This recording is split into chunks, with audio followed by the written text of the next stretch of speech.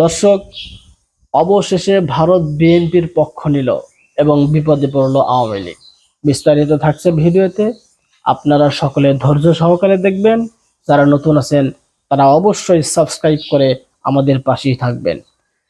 দর্শক, আমরা কিছুদিন হলো দেখতে পাচ্ছি ভারতীয় পণ্যগুলি বর্জন করার ব্যাপারে বিএনপি সহ আরো অন্য অন্য দলসমূহ বর্জনের ডাক দিয়েছে।